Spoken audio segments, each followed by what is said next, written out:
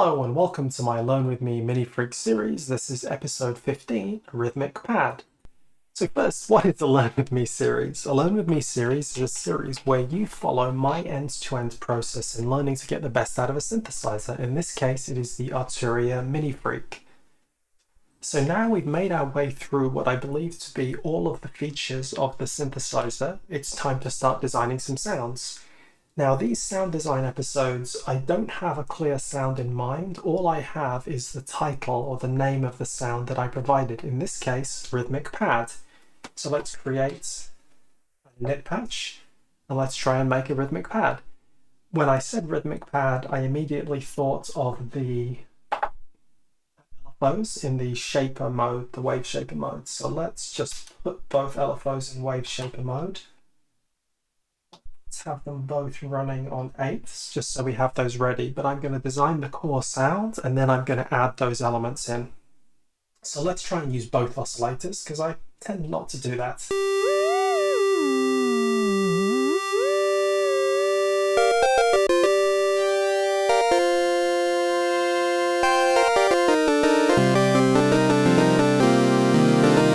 Okay, let me turn that down a bit so I can bring in the second one.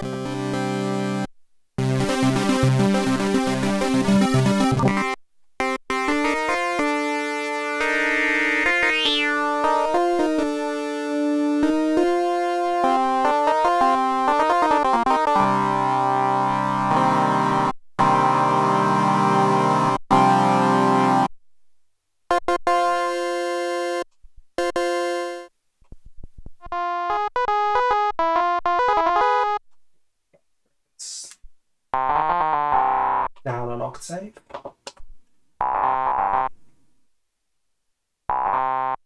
And now let's... Sounds okay.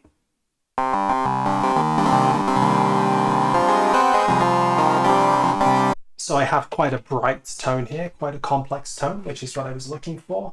And now I'm going to tame that very much with the filter.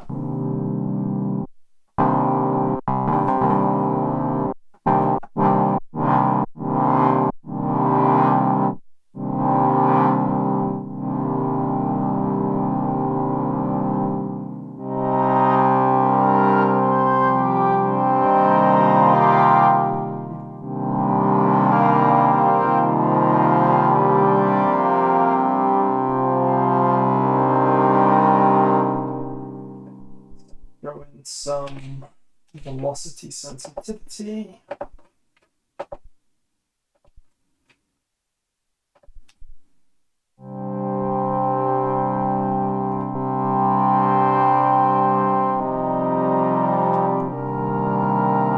So now I'm going to jump into the Waveshaper. So what I'm thinking of doing when I say rhythmic, I'm imagining a sort of beat going on that's playing throughout this. So let's just go and edit this. And I think I'm just going to use 8 steps. So I set the last step to step 8.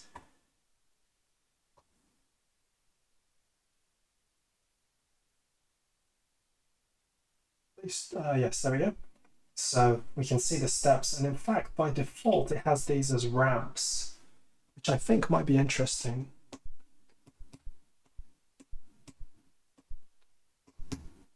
So maybe 1 and 2 and 3 and 4.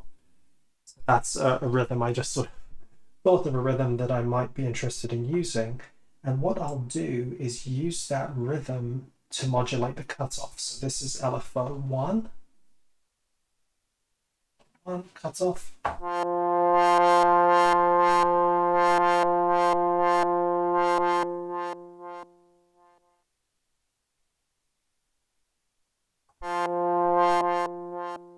So maybe I want these to be a little bit more aggressive in their attack. So we can hear the ramp. It's not jumping instantaneously, but it's quite a big jump.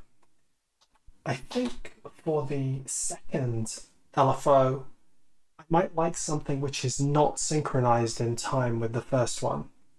So then if I go into edit mode and I make the last step, step 7,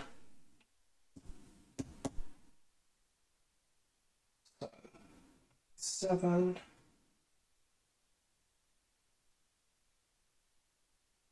And 2 and 3. Okay, I think that works for me. Although maybe what I'll do is I'll have these ramping downwards instead of upwards, and maybe I'll do the same sort of thing.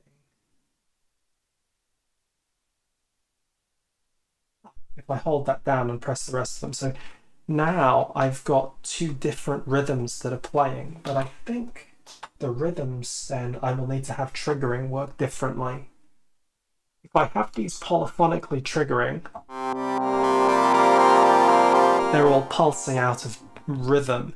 If I have them monophonic, they're all going to run simultaneously. So I think what I want is legato. So what legato means is when no keys are pressed, when I press 1, it comes in.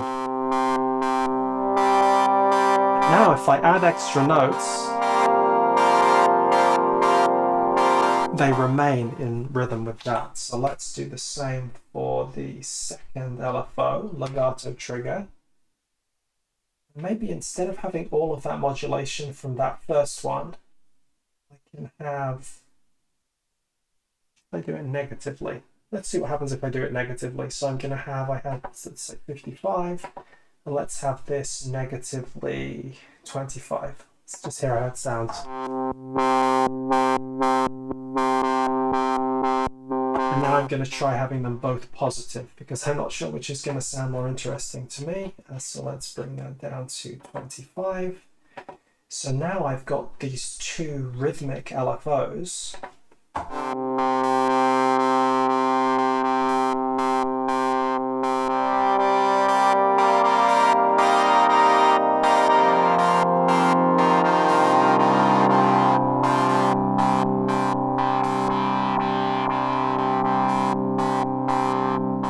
So I might use the envelope to modulate the resonance. So we'll get a sort of spike of resonance on the way in. So a sine, resonance.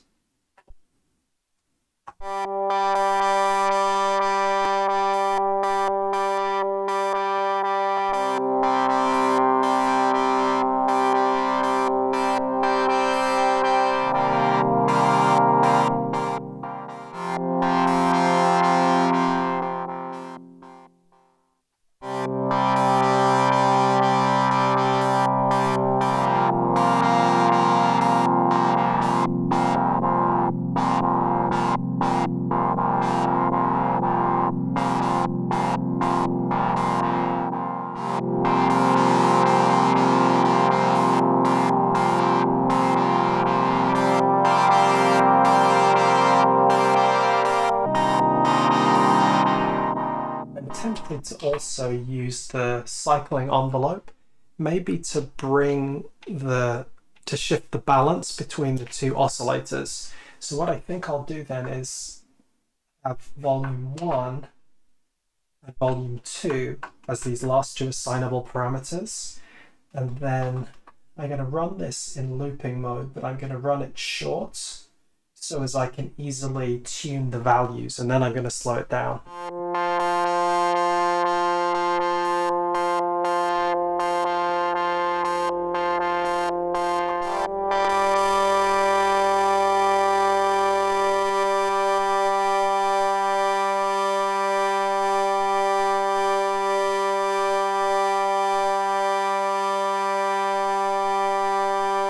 Interesting. So what I can hear is that this is a unipolar modulation. It's only increasing. So what I think I'm going to do then is decrease the volume.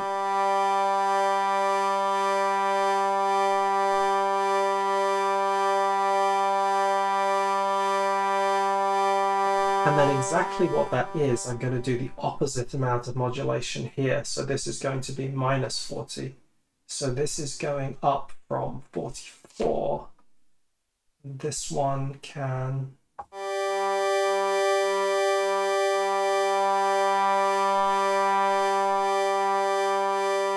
now I can bring this to be much slower. Let's have these at 95, 95, and let's just play. And now I can turn the cutoff down again.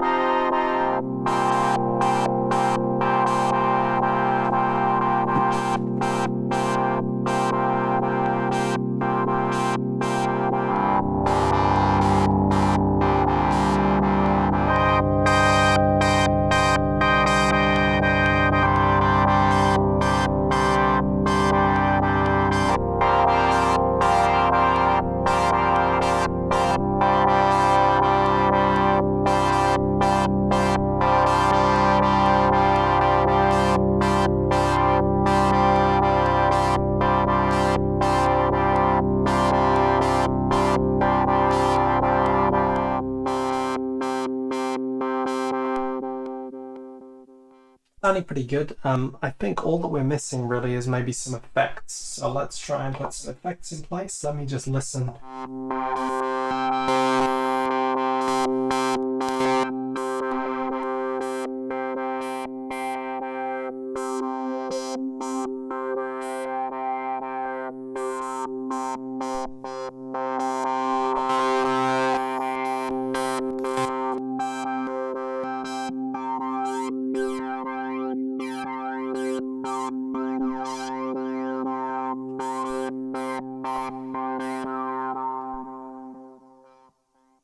Just some reverb.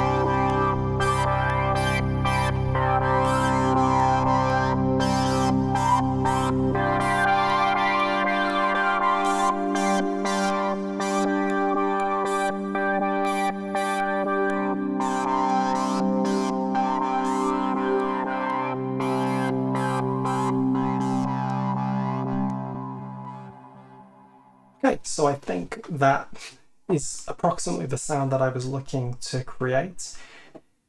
It gives us some interesting motion. It gives us interesting tempo synced motion. So this is going to work alongside quite well tempo synced effects. It's going to work quite well alongside the arpeggiator, alongside the sequencer, alongside other tempo synced gear. The Waveshapers are very much like the multi-stage envelope generators that you see on some other synthesizers, especially software synthesizers. So I think you can develop some sounds and some tones which you wouldn't ordinarily get on a piece of hardware. In any case, I hope you enjoyed that sound. I hope you enjoyed the series so far in this episode, but most importantly, thank you very much for joining me today, and goodbye.